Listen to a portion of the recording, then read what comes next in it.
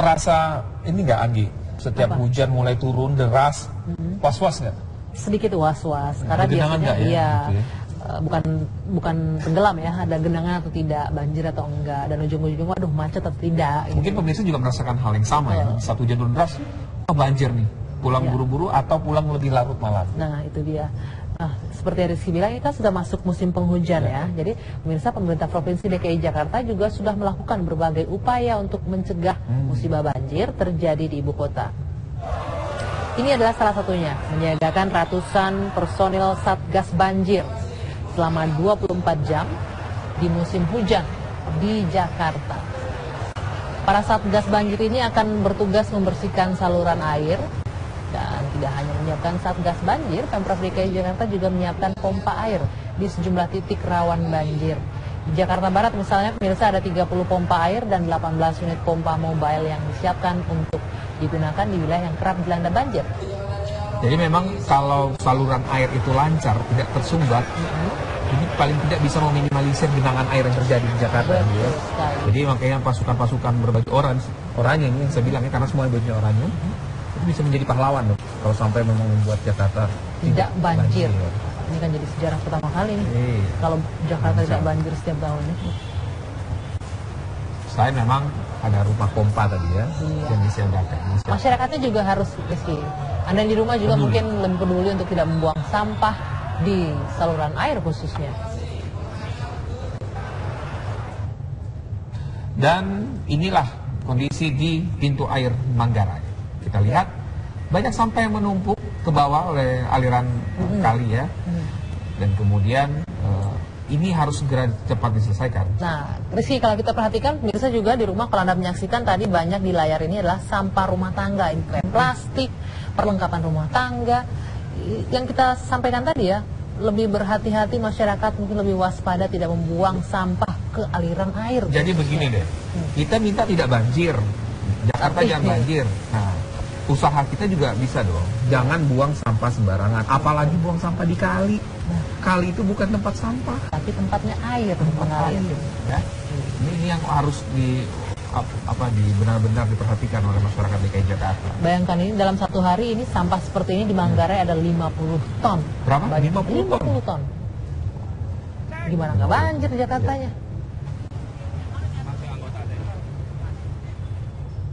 Masih bicara soal banjir, ya, meskipun Jakarta belum banjir, pemirsa, musim hujan, Gubernur DKI Jakarta membantah prediksi yang menyebutkan Jakarta akan tenggelam saat musim hujan tiba. Ahok menegaskan telah mempersiapkan jalur aliran air untuk mengantisipasi tingginya debit air. Jakarta bakal tenggelam. Memang bakal tenggelam.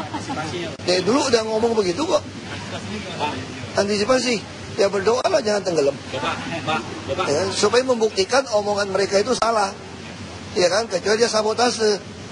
Sekarang logikanya, gimana mungkin tenggelam? Jalur tengah udah begitu baik. Pompa semua waduk udah siap, waduk fluid dan pasar ikan. Ciliwung potongan semua udah siap.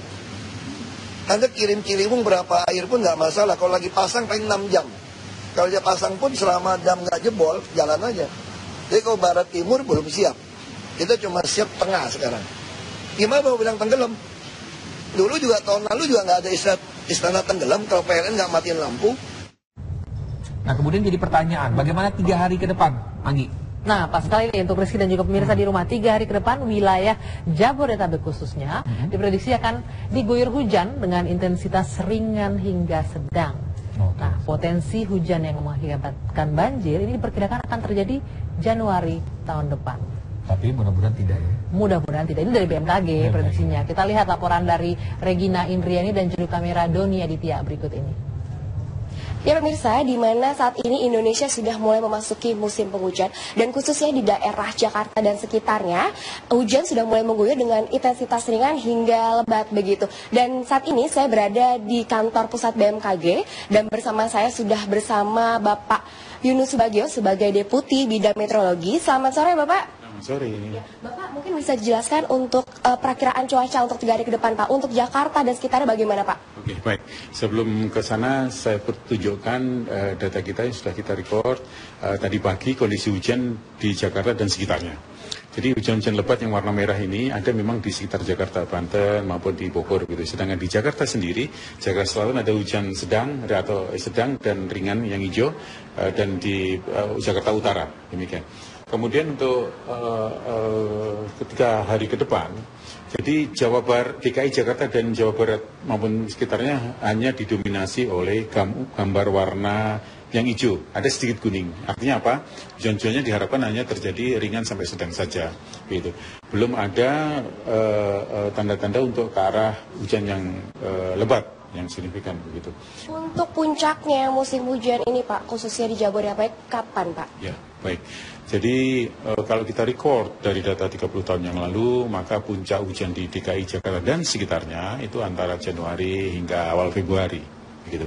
Jadi umumnya banjir besar itu terjadi bulan-bulan itu, ya.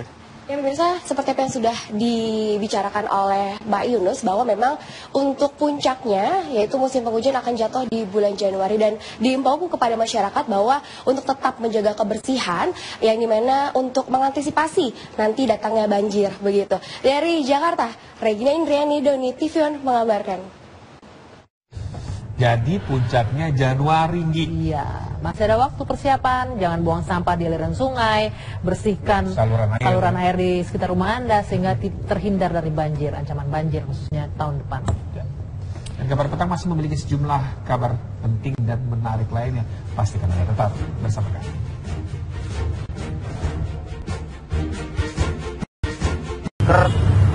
Di Mekah, ya. Ini banjir besar ini baru kali ini terjadi. Baru kali ini. Setelah sebelumnya pernah juga terjadi di tahun 2011. Oh, oke.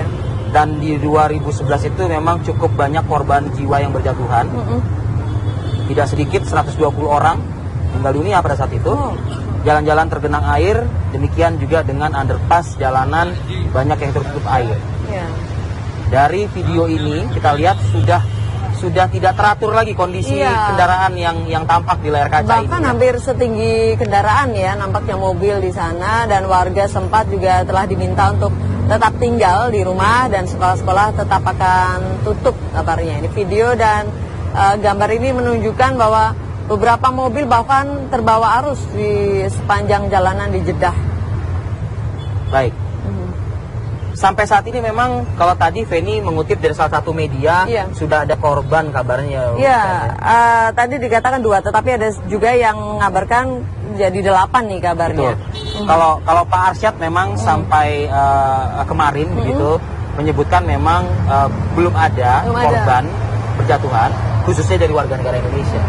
Mengingat Arab Saudi kan cukup banyak juga ya warga negara Indonesia yang mengadu nasib di sana, entah sebagai tenaga kerja ataupun juga sebagai diplomat seperti itu.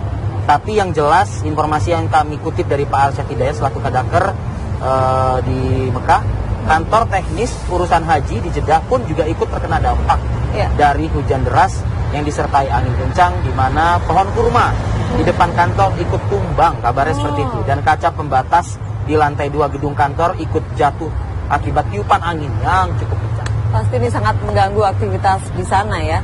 Dan diperkirakan banjir akan masih terjadi dalam beberapa hari. Ya. Hujan di sana masih turun cukup deras. Diperkirakan akan masih terjadi hujan. Nah ini underpass saja sudah tertutup dengan genangan air. Ya. Tentu kita harapkan korban tidak semakin bertambah ya Rivi ya. Ya.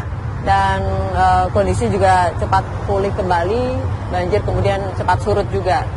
Ya, ditambahkan lagi oleh Pak Arsyad ya. Memang sehari sebelum bencana ini terjadi begitu, sudah ada antisipasi oleh pemerintah Saudi Arabia melalui Kementerian Pendidikan Saudi yang telah mengumumkan untuk meliburkan anak-anak sekolah pada hari di mana bencana tersebut terjadi.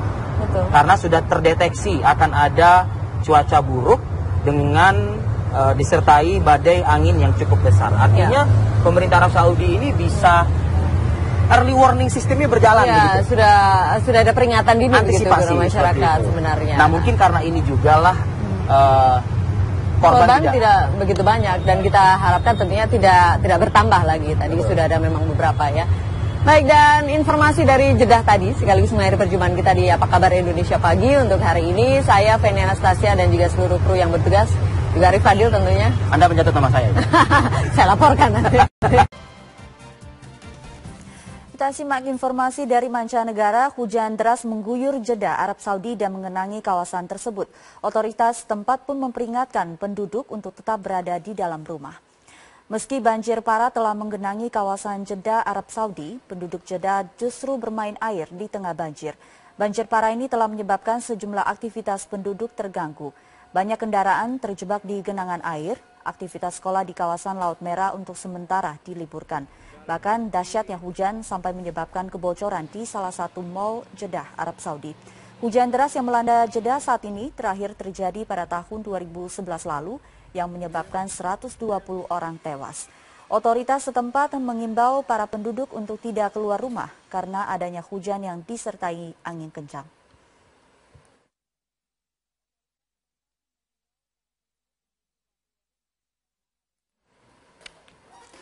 Baik, kita ke informasi lainnya, masih dari informasi mancanegara. Kita akan simak, ada laporannya. Ini terkait dengan peristiwa pasca terjadinya serangan yang terjadi di Paris, di mana Menara Eiffel di Paris, Prancis kembali ditutup untuk publik pasca teror hari Jumat kemarin. Rencananya penutupan dilakukan hingga hari Minggu mendatang. Ikon kota Paris yaitu Menara Eiffel pada Selasa waktu setempat kembali ditutup untuk publik pasca teror yang menghantui warga Paris. Petugas keamanan terlihat berjaga-jaga di sekitar menara setinggi 324 meter ini. Manajer menara mengatakan meskipun mereka meningkatkan keamanan militer, prosedur penanganan pengunjung bukan sepenuhnya kebijakan mereka. Ekspresi kekecewaan pun dinyatakan oleh para turis dari berbagai negara. So it's disappointing it's not open. You know, it's an icon that you want to take back with you in memory as much, but you can understand why they've closed it because of what's happened, which is such a shame. Seperti yang diketahui bahwa Menara Eiffel merupakan salah satu pusat wisata utama bagi para turis di kota Paris. Namun para wisatawan sepertinya harus bersabar karena penutupan dilakukan hingga hari Minggu mendatang. Ya, dan sejumlah peristiwa terkini dari mancanegara telah kami rangkum untuk Anda, diantaranya masih terkait dengan dampak serangan Paris. Polisi Jerman mengevakuasi ribuan penonton sepak bola pertandingan persahabatan antara kesebelasan Jerman dan Belanda. Pertandingan batal dilaksanakan karena adanya ancaman bom. Pertandingan di Stadion Arena Hannover rencananya akan dihadiri oleh Kanselir Angela Merkel. Dan Paris terus melancarkan serangan udara ke basis ISIS di Raqqa, Suriah, pasca serangan ISIS ke Paris yang menewaskan 129 jiwa. Juru bicara pasukan militer Prancis, Kolonel Gilles Jeren, menyatakan bahwa serangan ini menghancurkan basis militer kelompok teror ISIS. Presiden Francois Hollande berjanji akan membalas aksi teror ISIS dengan aksi militer.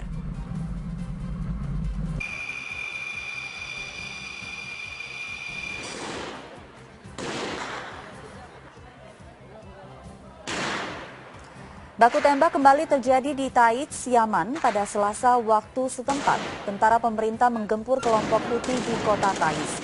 Tentara Yaman mendapat dukungan dari koalisi Arab, sedangkan kelompok pejuang Houthi mendapat dukungan dari Iran. 12 orang tewas dalam kecelakaan kereta yang terjadi di Pakistan. Selasa waktu setempat, kereta yang membawa 280 penumpang tersebut tergelincir di daerah terpencil di Pakistan. Masinis